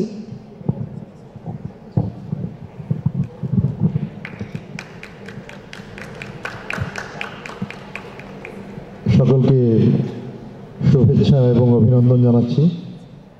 কণ্ঠ বুয়েটের এই আয়োজন সার্থক হয়েছে বলে আমার ধারণা। আমি আজকে প্রায় ঘন্টা চারেক অনুষ্ঠান দেখলাম, বিভিন্ন বিশ্ববিদ্যালয় এবং ক্লাবের যে অনুষ্ঠান প্রযোজনা সেগুলো দেখলাম, এবং কণ্ঠ বুয়েটের যে প্রযোজনা সেটি দেখলাম, এবং এটির সাথে আমারও একটু যুক্ততা ছিল কোনো এক সময় এই কণ্ঠ বুয়েটের প্রযোজনার সাথে, সেজন্য আরও ভালো লাগলো। আরেকটি কথা, যে কথাগুলি বলা হলো যে আমরা কোন অবস্থার মধ্যে আছি এবং সেখান থেকে উত্তরণ দরকার। আমি সারা বাংলাদেশে বিভিন্ন বিশ্ববিদ্যালয়ে যেমন প্রশিক্ষণের ক্লাস নিতে যাই, সেরকম সারা দেশের আবৃত্তি সংগঠনগুলোর সাথেও আমার একটি যোগ আছে প্রশিক্ষণ সূত্রে। তো যেটি অনুভব করি যে আবৃত্তি শিল্পীদের যে নিষ্ঠা, যে চর্চা, সেটি একটা জায়গায় আবদ্ধ আছে। আমি কয়েকদিন আগে শিশু একাডেমিতে একটি প্রতিযোগিতার বিচারক ছিলাম, সেখানে বঙ্গবন্ধুর গল্প শীর্ষক প্রতিযোগিতা ছিল। তো সেখানে শুনলাম শিশুরা বঙ্গবন্ধু সম্পর্কে এমন এমন কথা বলছে যেগুলো খুব হাস্যকর। বঙ্গবন্ধুকে নাকি পাকিস্তানি সৈন্যরা 1975 সালে গুলি করে হত্যা করেছিল। তারপরে কি 1975 সালে বঙ্গবন্ধুকে পাকিস্তানি সৈন্যরা হত্যা করেছিল? কি বলো তো, করেছিল কি জোরে? আচ্ছা, তাহলে আমাদের শিশুরা শিক্ষাটা কি পাচ্ছে? এরকমভাবে বঙ্গবন্ধু সম্পর্কে তারা যে গল্পগুলো বলেছে সেগুলো দেখা গেল যে অনেক কিছুই তার মধ্যে ভ্রান্তি ছিল, এবং আমাদের স্বাধীনতা দিবস, আমাদের মাতৃভাষা দিবস, সেই সব সম্পর্কেও একটু ভ্রান্তি আছে। তার মানে আমরা ঠিক শিক্ষাটি দিতে পারছি না শিশুদের মাঝে। আরেকটি বিষয় হচ্ছে যে আমরা যদি স্কুলগুলোতে দেখি যে শিক্ষকদেরই প্রশিক্ষণ দরকার শুদ্ধ উচ্চারণের। আমি কোনো একটি জেলায় প্রশিক্ষণে গিয়েছিলাম, সেখানে বলছে যে ক কে বলছে খ, বারবার বলছি ক এবং ক, বলছে খ এবং খ। তো কাক বলে খাক। তো যাই হোক, অনেক কষ্টে যখন ঠিক করা হলো, তখন আমি যখন চলে আসবো বলছে আবার খবে আসবেন, তাহলে ক ঠিক করা গেল না। তো কই যদি ঠিক না করা যায় তাহলে অন্য কিছু ঠিক করা যাবে কেমন করে? ভাষা প্রেম যদি আমাদের জাগ্রত হয়, ভাষার প্রতি যদি আমাদের মমতা থাকে, তাহলে আমাদের দেশকে ভালোবাসতে পারবো, আমাদের সমাজকে ভালোবাসবো, মানুষকে ভালোবাসবো। যে কথাগুলো এলো যে আমরা কেন এরকম অবস্থার মধ্যে আছি, সেখান থেকে উত্তরণ দরকার। সেটি হচ্ছে যে মানবিক গুণাবলী মানুষের বিকশিত হতে হবে, সেটার জন্য উপযুক্ত শিক্ষা দরকার, এবং সেই শিক্ষাটি হচ্ছে যে নিজের ভাষা প্রেম, দেশ প্রেম, মানব প্রেম এবং জাগতিক সব কিছুর প্রতি একটি ভালোবাসা। যাই হোক, এত কথা নয়, 10টা বেজে গেছে, এত কথা শুনতে ভালোও লাগবে না। সবাইকে বলবো যে যেসব অনুষ্ঠান আমরা আজকে দেখলাম, শুনলাম, খুবই ভালো লেগেছে এবং আন্তরিকতার সাথে সবাই করেছে। সব বিশ্ববিদ্যালয় এবং ক্লাবকে ধন্যবাদ জানাচ্ছি তাদের প্রযোজনার জন্য, আর কণ্ঠ বুয়েটকে বিশেষ করে ধন্যবাদ জানাচ্ছি যে এইরকম একটি বৃহৎ আয়োজনের জন্য, এবং আমাকে এখানে আমন্ত্রণ জানানোর জন্য। ধন্যবাদ সবাইকে।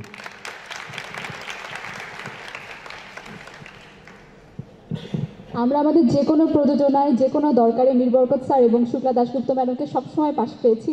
আমরা এই দুজনের কাছে অসংখ্য কৃতজ্ঞ। এবার আমাদের উদ্দেশ্যে কিছু বলার জন্য অনুরোধ জানাচ্ছি শুক্লা দাশগুপ্ত ম্যাডামকে।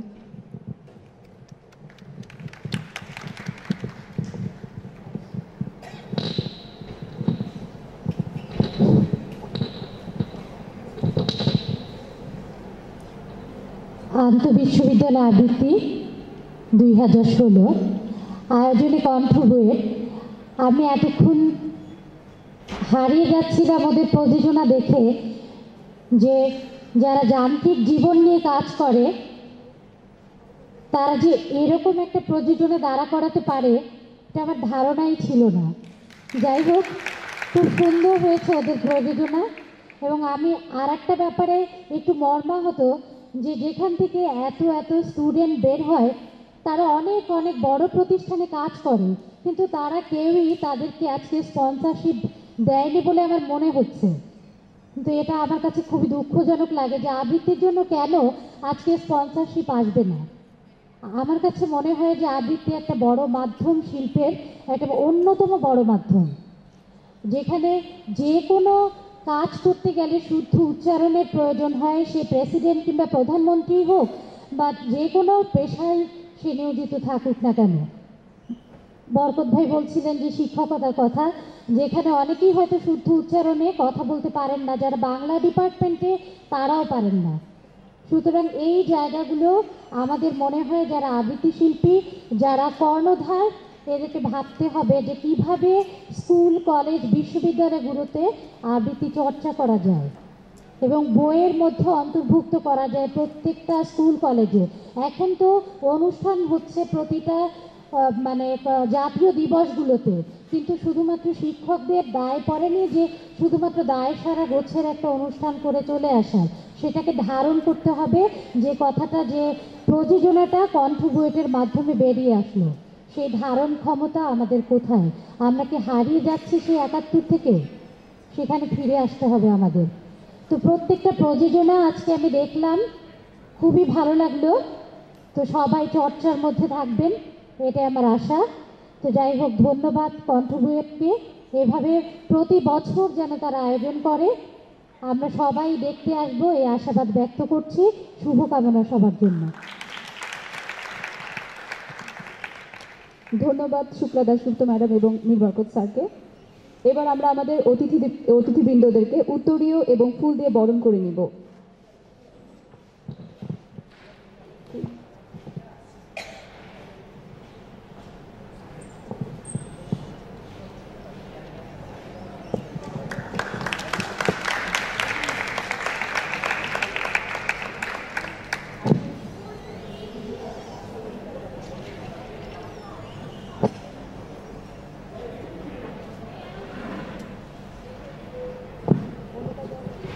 এবার উত্তরীয় দিয়ে বরণ করে নিচ্ছি আমরা আমাদের অতিথিবৃন্দদের।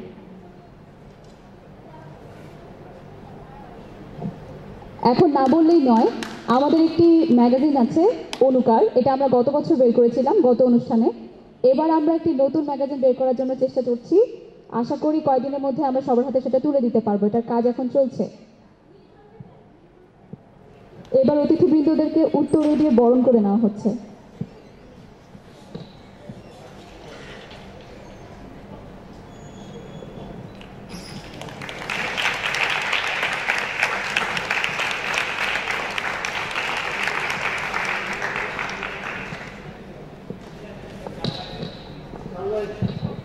চার লাইন ছড়া। পাশের বাড়ির কাজের মেয়ে, নামটি কারিনা, বলে আমি লিখতে পারি, পড়তে পারি না। তার এই আজব কথা শুনে আমরা বলি, একই শিখলি শুধু লেখাটাই? ঠিক আছে, লিখ দেখি। বলার সাথে সাথে খাতা জুড়ে হাবি জাবি লিখল সে দু হাতে। তার এই আজব লেখা দেখে বললাম তাকে, একই কি লিখেছি পড়। আবারও সে আগের কথা বলে কারি না, লিখতে আমি পারি শুধু পড়তে পারি না।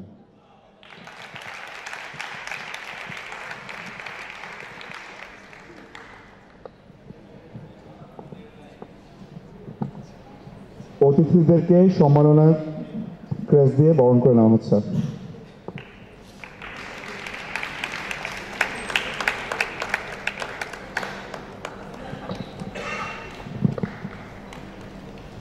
আমাদের অনুষ্ঠান সূচির প্রথম দিনে যারা অংশগ্রহণকারী দল হিসেবে ছিলেন তারা ছিলেন প্রথমা ঢাকা বিশ্ববিদ্যালয়। যদি আপনারা এখানে থেকে থাকেন তবে রিপোর্ট করবেন ব্যাক স্টেজে। প্রথমা ঢাকা বিশ্ববিদ্যালয়, ফ্যাকাল্টি অফ বিজনেস স্টাডিজ। আমাদের প্রথম দিনের পরিবেশনায় আরও ছিল আহসানুল্লাহ বিজ্ঞান ও প্রযুক্তি বিশ্ববিদ্যালয়। যদি আপনারা কেউ থেকে থাকেন তাহলে সম্মাননা গ্রহণ করতে মঞ্চে আসুন। আমাদের সাথে আরও ছিল হামদর্দ বিশ্ববিদ্যালয়, ছিল ৭১ কালচারাল ক্লাব, বাংলাদেশ টেক্সটাইল বিশ্ববিদ্যালয়, ছিল ডাহুক, এরপর ছিল জগন্নাথ বিশ্ববিদ্যালয় আবৃত্তি সংসদ। আমাদের দ্বিতীয় দিনের প্রযোজনায় প্রথমেই ছিল Bangladesh university of professionals literature and debating club. মঞ্চে আসছে Bangladesh university of professionals literature and debating club.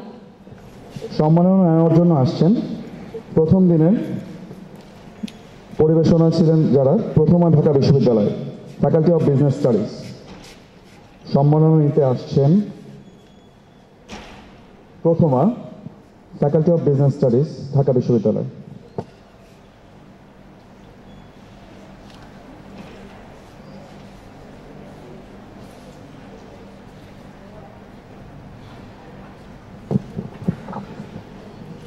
সম্মাননা দেওয়া হচ্ছে প্রথমাকে, ঢাকা বিশ্ববিদ্যালয়, ফ্যাকাল্টি অফ বিজনেস স্টাডিজ।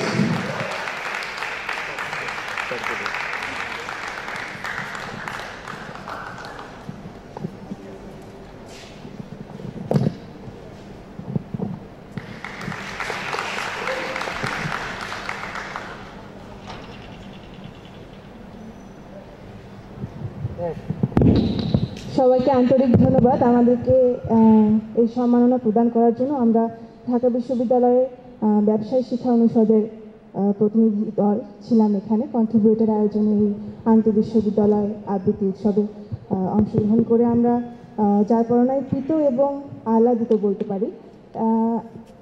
এবং আমরা আশা করছি আমরা আগামী দিনেও আমাদের প্রযোজনা নিয়ে এখানে অংশগ্রহণ করতে পারবো এবং সবাইকে অসংখ্য ধন্যবাদ। ডেকে নিচ্ছি সম্মাননা নেওয়ার জন্য আহসানুল্লাহ বিজ্ঞান ও প্রযুক্তি বিশ্ববিদ্যালয়ের কোনো প্রতিনিধিকে। আহসানুল্লাহ বিজ্ঞান ও প্রযুক্তি বিশ্ববিদ্যালয়ের কোনো প্রতিনিধিকে ডেকে নিচ্ছি তাদের দলের পক্ষে সম্মাননা নেওয়ার জন্য। ডেকে নিচ্ছি হামদর্দ বিশ্ববিদ্যালয়ের কোনো প্রতিনিধিকে সম্মাননা নিয়ে যাওয়ার জন্য। সম্মাননা দেওয়া হচ্ছে হামদর্দ বিশ্ববিদ্যালয়কে। অসংখ্য ধন্যবাদ তাদেরকে অংশগ্রহণ করার জন্য এবং আমাদেরকে পৃষ্ঠপোষকতা করার জন্য। হামদর্দ ইউনিভার্সিটি আমাদেরকে সরাসরি পৃষ্ঠপোষকতা করেছে। এরপর ডেকে নিচ্ছি জগন্নাথ বিশ্ববিদ্যালয় আবৃত্তি সংসদকে তাদের সম্মাননা নিয়ে যাওয়ার জন্য। জগন্নাথ বিশ্ববিদ্যালয় থেকে প্রতিনিধি এসে তাদের সম্মাননা নিয়ে যাচ্ছেন। সম্মাননা নিতে আসছে ডাহুক।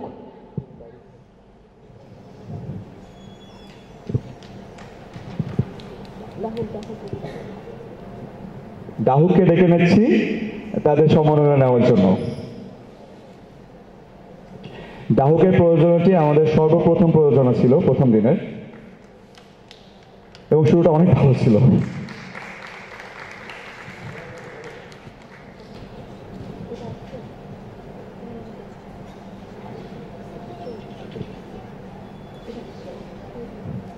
এরপর আসছে মঞ্চে ৭১ কালচারাল ক্লাব থেকে বাংলাদেশ টেক্সটাইল বিশ্ববিদ্যালয় থেকে। ৭১ কালচারাল ক্লাব বাংলাদেশ টেক্সটাইল বিশ্ববিদ্যালয় থেকে যদি কেউ থেকে থাকেন আপনি আপনার সম্মাননা নিয়ে যাবেন প্রতিনিধি হয়ে। সম্মাননা দেওয়া হচ্ছে বাংলাদেশ টেক্সটাইল বিশ্ববিদ্যালয়ের ৭১ কালচারাল ক্লাবকে। তাদেরকে অসংখ্য ধন্যবাদ আমাদের সাথে অংশগ্রহণ করার জন্য এই প্রযোজনাতে। এবারে দ্বিতীয় দিন অর্থাৎ আজকে প্রথমে ডেকে নিচ্ছি Bangladesh university of professionals literature and debating ক্লাবকে তাদের প্রতিনিধিকে সম্মাননা নিয়ে যাওয়ার জন্য।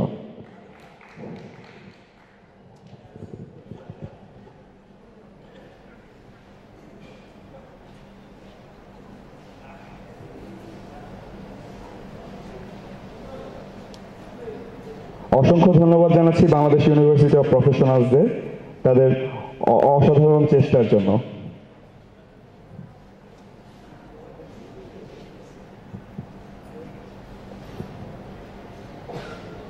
সম্মাননা দেওয়া হচ্ছে Bangladesh university of professionals literature and debating ক্লাবকে তাদের প্রযোজনার জন্য। সম্মাননা জানানো হচ্ছে Bangladesh university of professionals literature and debating ক্লাবকে। এরপর ডেকে নিচ্ছি বাংলাদেশ কৃষি বিশ্ববিদ্যালয় সাহিত্য সংঘকে তাদের কোনো প্রতিনিধির মাধ্যমে তাদের সম্মাননা নিয়ে যাওয়ার জন্য। বাংলাদেশ কৃষি বিশ্ববিদ্যালয় সাহিত্য সংঘ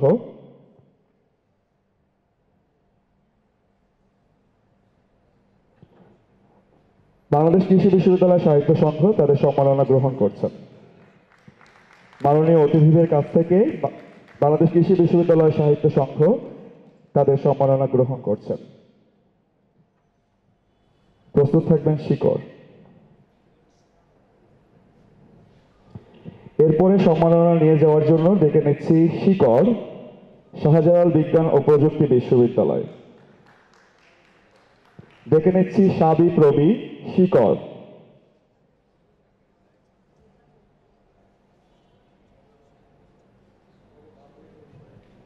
তাদেরকে অসংখ্য ধন্যবাদ এমন স্নিগ্ধ পরিবেশনার জন্য। সম্মাননা দেওয়া হচ্ছে শিকড়কে শাহজালাল বিজ্ঞান ও প্রযুক্তি বিশ্ববিদ্যালয়।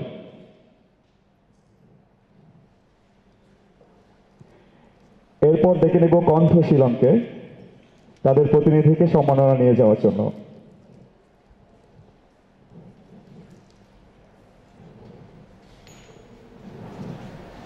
আমাদের এই প্রযোজনাটি সার্বিক সহযোগিতায় ছিলেন বুয়েটে আরিফেতে সোনা। বুয়েটে আরিফেতে সোনা আমাদের সার্বিক সহযোগিতা এবং পৃষ্ঠপোষকতায় ছিলেন। সম্মাননা দেওয়া হচ্ছে কণ্ঠশীলনকে। এরপরে আসছে ঢাকা বিশ্ববিদ্যালয় কালচারাল সোসাইটি তাদের সম্মাননা ক্রেস্ট নিয়ে যাওয়ার জন্য। উল্লেখ্য আমাদের আজকের প্রযোজনা বুয়েট রেডিও থেকে সরাসরি সম্প্রচারিত করা হচ্ছে। সম্মাননা নিতে স্টেজে চলে এসেছে ঢাকা বিশ্ববিদ্যালয় কালচারাল সোসাইটি। সম্মাননা নিয়ে যাচ্ছে ঢাকা বিশ্ববিদ্যালয় কালচারাল সোসাইটি।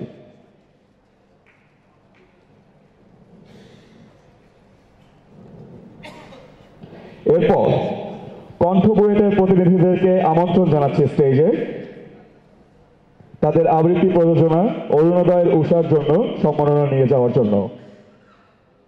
আমন্ত্রণ জানাচ্ছি কণ্ঠ বুয়েটের কোনো প্রতিনিধিকে তাদের আবৃত্তি প্রযোজনা সম্মাননা নিয়ে যাওয়ার জন্য। বিশ্বাস করুন এমন প্রাণবন্ত প্রাণোচ্ছলে আরেকটি সংগঠন আপনি কোথাও খুঁজে পাবেন না। যারা এবার অংশগ্রহণ করেছিলেন তারা এর পরের প্রতিবার আমাদের সাথে থাকবেন, প্রতিজ্ঞা করে যাবেন। এবার সম্মাননা নিতে আসছে বাংলাদেশ ইউনিভার্সিটি অফ প্রফেশনালস। মাননীয় অতিথিদেরকে অনুরোধ জানাচ্ছি তাদের আসন গ্রহণ করার জন্য। কণ্ঠে বাজু ক্ষুদ্র আন্তঃবিশ্ববিদ্যালয় আবৃত্তি উৎসব 2016-তে সকলকে অংশগ্রহণ করার জন্য আন্তরিকভাবে ধন্যবাদ জানাচ্ছি। ছন্দিত কণ্ঠে শিল্পিত মঞ্চ কণ্ঠ বুয়েট খুব ছোট ক্লাব আমাদের আবৃত্তি চর্চার জন্য বুয়েটের ক্লাব। এই ক্লাবটা খুব ছোট একটা জায়গা থেকে হাঁটি হাঁটি পাপা করে এই পর্যন্ত এসেছে। এর পিছনে অনেক মানুষের পরিশ্রম, অনেক মানুষের ত্যাগ, আন্তরিকতা জড়িয়ে আছে। জানি না আমরা কতদূর কি করতে পেরেছি। আমরা চেয়েছি আবৃত্তি প্রেমীদের মধ্যে একটা যোগসূত্র তৈরি করার। আমরা চেয়েছি বিভিন্ন বিশ্ববিদ্যালয়গুলোকে একসাথে করতে, যাতে আমাদের আন্তঃবিশ্ববিদ্যালয়ের সম্পর্কটা উন্নয়ন হয় এবং আবৃত্তি প্রেমীদের একটা মিলন মেলা তৈরি হয়। এই প্রোগ্রামটা যখন আমরা প্ল্যান করলাম তখন আমাদের অনেক প্রতিবন্ধকতা ছিল, অনেক বাধা ছিল, অনেক রকম দুশ্চিন্তা ছিল যে আমরা জানি না করতে পারবো কিনা, দুঃসাহস হয়ে যাচ্ছে কিনা, আকাশ কুসুম কল্পনা হয়ে যাচ্ছে কিনা। সেই চিন্তা থেকে আমরা যে এত বড় দুঃসাহস করতে পারি, এই অনুপ্রেরণাটা আমরা বেশ কয়েকটা জায়গা থেকে পেয়েছি। তার মধ্যে খুব বড় একটা অংশ হচ্ছে বুয়েটের অ্যালামনাই অ্যাসোসিয়েশন, অর্থাৎ বুয়েট থেকে পাশ করে যাওয়া আমাদের প্রিয় ভাই এবং আপুরা। বুয়েটের অ্যালামনাই অ্যাসোসিয়েশনকে ঘিরে একটি ফেসবুক গ্রুপ আছে, বুয়েটে আড়ি পেতে শোনা। এই গ্রুপের মধ্য দিয়ে গ্রুপটা আসলে একটা প্ল্যাটফর্ম হিসেবে কাজ করেছে। তো তাদের সাহায্য, তাদের সহযোগিতা আমাদেরকে আসলে একটা খুব বড় অংশ উপহার দিয়েছে।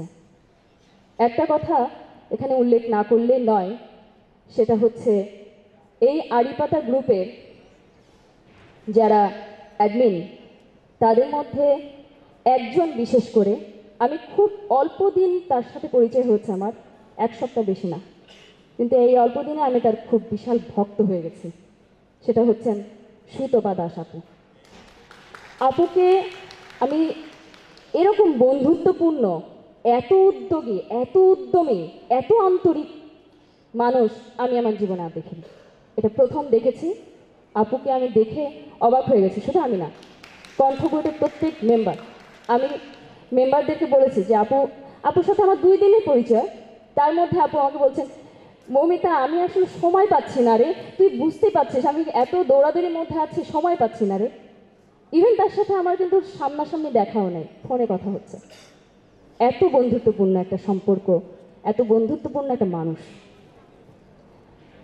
উনি খুব অল্প সময়ের মধ্যে অর্গানাইজ করে আমাদেরকে খুব বড় একটা সহযোগিতা করেছেন, শুধুমাত্র আর্থিকভাবে না, প্রচুর দিক থেকে অনুপ্রেরণা দিয়েছেন।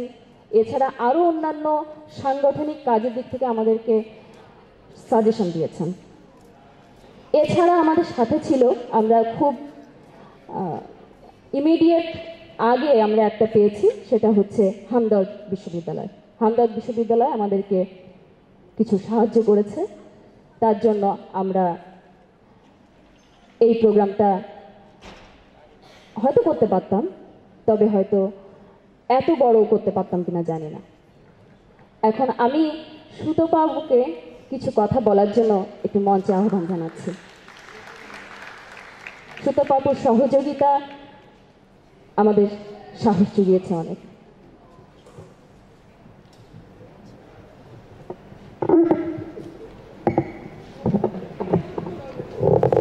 এভাবে ফেসে যাবো সেটা বুঝতে পারিনি, খুবই দুঃখিত। যাই হোক, আমি সবসময় বুয়েটের সাথে আছি, এটা আমি না, এই কথাটা আসলে প্রত্যেকটা অ্যালামনাই বলবে। বুয়েট হচ্ছে আমাদের একটা প্রাণের প্রতিষ্ঠান। আমি জানি না অন্যান্য বিশ্ববিদ্যালয়ের সাথে আমাদের মানে তাদের ছাত্রছাত্রীদের সাথে বা প্রাক্তনীদের সাথে তাদের যে অ্যাটাচমেন্টটা হয়, সেই অ্যাটাচমেন্টটা আমাদের মতো কিনা।